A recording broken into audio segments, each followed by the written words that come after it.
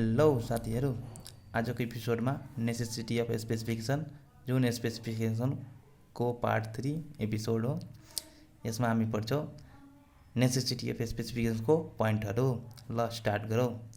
Point number 1, the cost of and unit quantity of work is govern by its specification.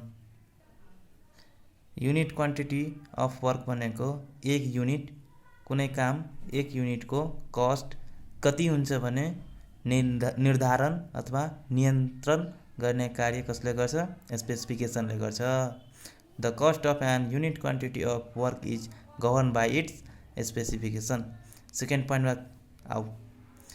To describe the quality and quantity of different materials required for the construction work भनेको different मेटेरियलहरू construction work मा चाहिएको हुन्छ। त्यही भएर त्यसको quality र quantity कसको? डिफरेन्ट मेटेरियलको, हैन? क्वालिटी र क्वान्टिटी डिफरेन्ट मेटेरियलको वर्णन गर्ने कार्य कसले गर्छ? स्पेसिफिकेसनले गर्छ।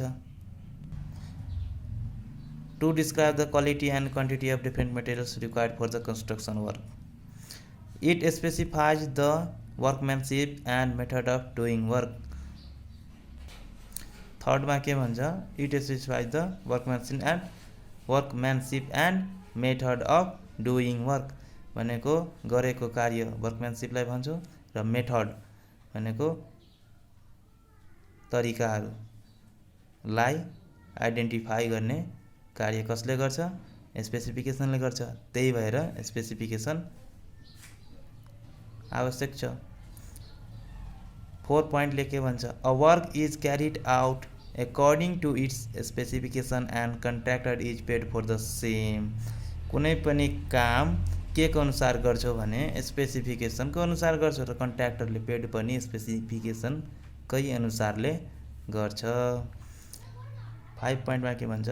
To specify the equipments tools and plan to be engage for the work.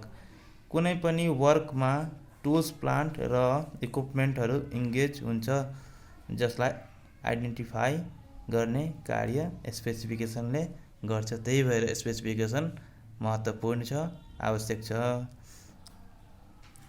To verify and check the strength of material for a work involve in a project. कुनै पनि प्रोजेक्टमा इन्भल्भ भएको मेटेरियलको स्ट्रेन्थलाई भेरिफाई र चेक गर्ने कार्य कसले गर्छ? स्पेसिफिकेसनले गर्छ, हैन?